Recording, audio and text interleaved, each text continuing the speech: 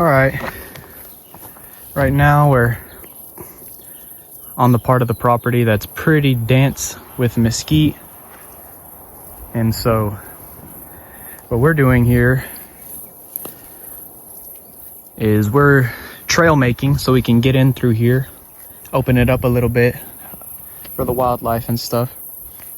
So to do that, what we're doing is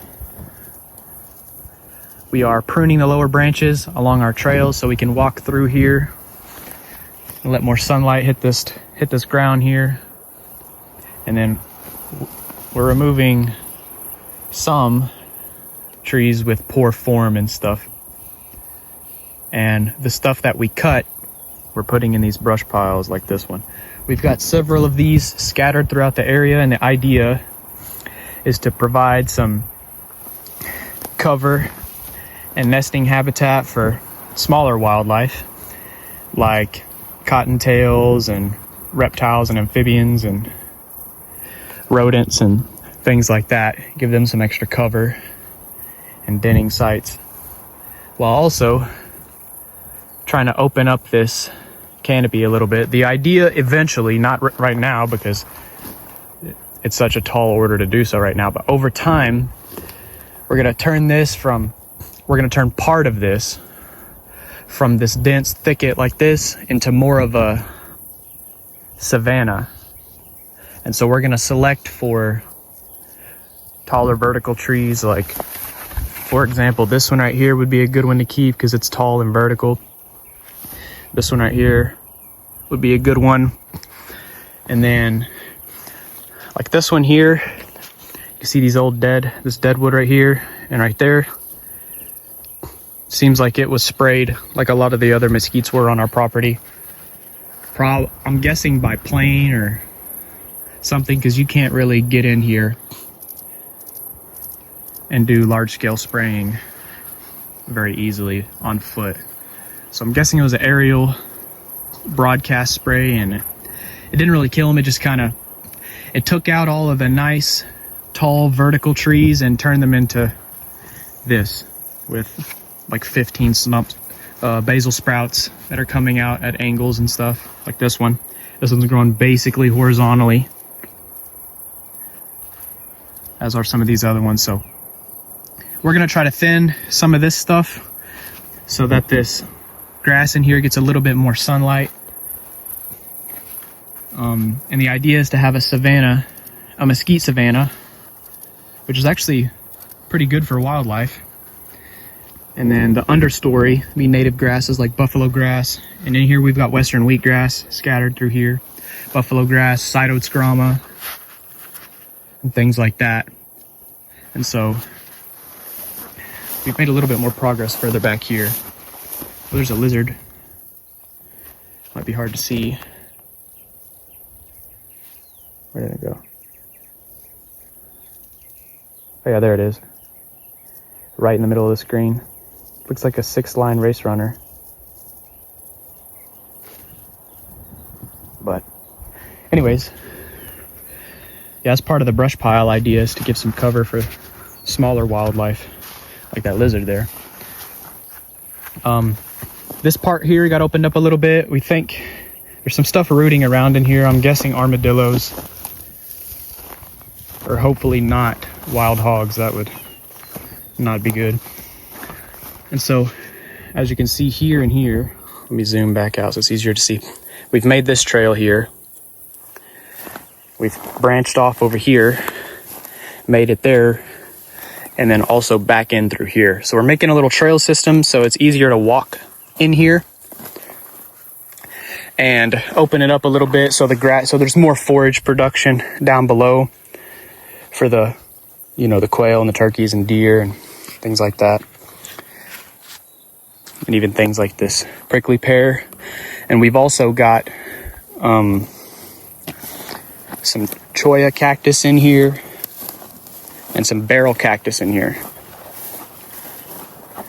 I believe the barrel cactus we got in here, if my pronunciation's correct, it's Echinocerius reichenbachii or something like that, if that's the pronunciation.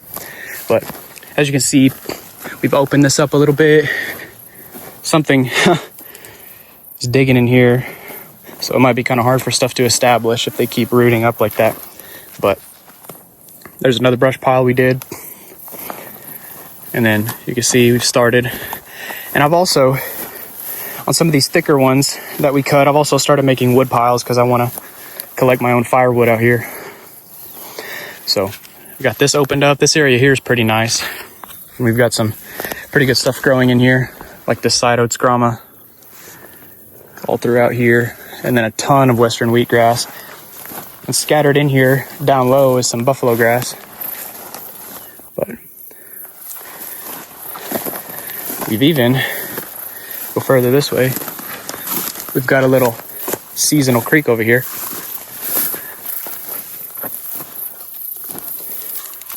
Right in here. So that's pretty cool. Thinking about along this seasonal creek here later, planting some more riparian trees, kind of diversify our composition of trees we have on the property, because right now it's pretty much exclusively mesquites. But here's our biggest brush pile. So yeah, the idea is there's a huge section on the property that's pretty dense in mesquite, and a lot of people just flat out despise mesquite, but I don't. A lot of wildlife utilizes it, and we have pretty abundant wildlife here using it. So I don't want to eradicate all of it, but I do want to have a little bit more diversity on the property. So we'll have some areas that are mesquite thicket, and then some areas that are more savanna. But here, some more good stuff we got growing in the understory. And so I'm trying to open up this understory just a little bit so that we have more diverse understory. And then there's buffalo grass coming in there. As you can see, this little area here, it's a little bit more sunlight. So there's some kind of animal den right here. As you can see, we've got dirt mounded up there. So there's definitely wildlife utilizing this. So we're just gonna try to enhance it a little bit. But anyways, we're gonna get back to work. See if we can't make a little bit more progress on it today.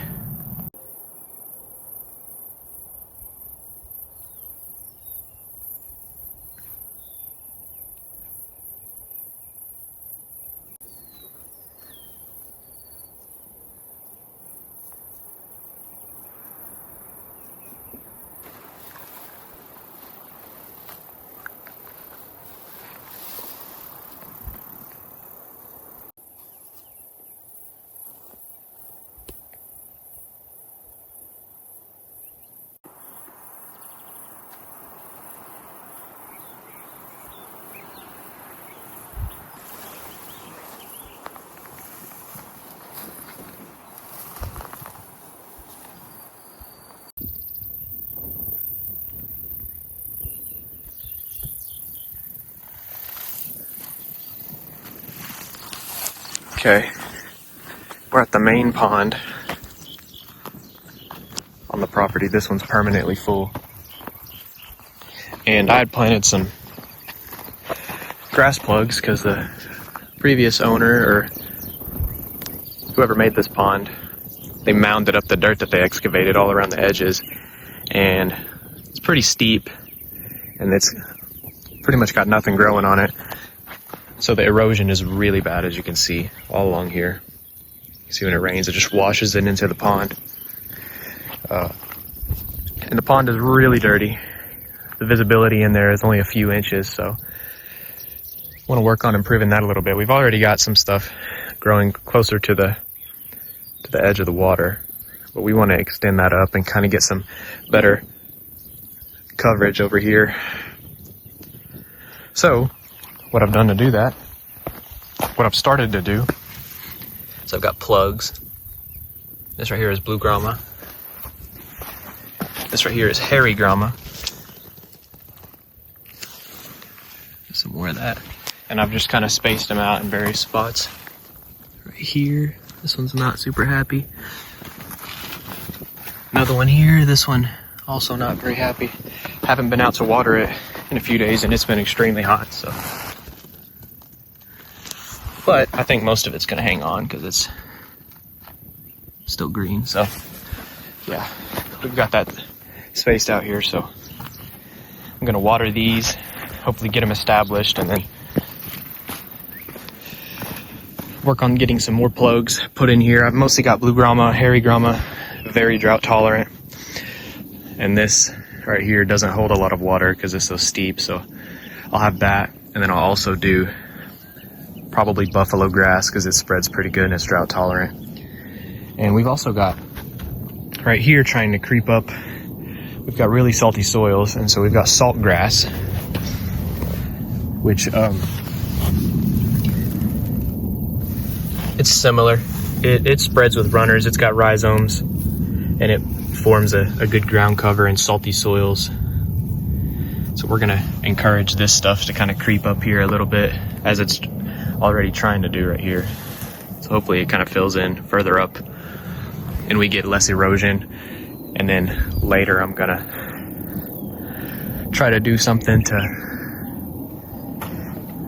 get the water clarity a little bit better, because like I said before, it's virtually non-existent. You can't really see anything, so I'm gonna get these all watered and probably plant some more seeds that I brought out here today.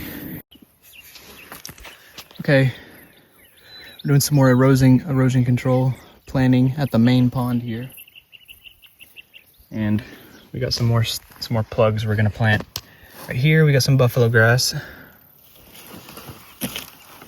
which is probably gonna end up being our most important grass for erosion control here. This is such a dry site. And then here we got Scribner's panic grass. This stuff grows on pretty dry sites too, and it makes good seeds for bobwhite quail. So hoping we can get a couple established and they can start spreading seed. One thing I noticed when I planted these is some of them, kind of rare for perennial native grasses, but these, if they are well watered, at least the ones I've planted, will start to seed in their first year. So I don't know if they're going to do that because it's already summer and these are cool season grasses, so probably not going to happen this summer, but maybe next year it'll start to reseed itself. So we're gonna get these put into the ground. We're digging a hole here. It's along this little wash from the rain. This is a prime example of what we're trying to prevent, are these washes here becoming deeper. And so we're gonna put it right in the middle of there. We're gonna put the buffalo grass right in the middle of here. Hopefully it establishes and then it sends off stolons on either side and it kind of binds this area up. And then over time, we'll plant more plugs and encourage this to kind of spread around and form a mat, form a sod that can hold that soil together. And after we dig this hole, we're gonna fill the bottom of it. This is a diluted fertilizer, just to kind of help with the transplant shock and to give it a little boost in the beginning. But we're gonna get these in the ground real quick. And then later, we'll do an update on all the other ones, the other plugs that we planted, and see how they're doing.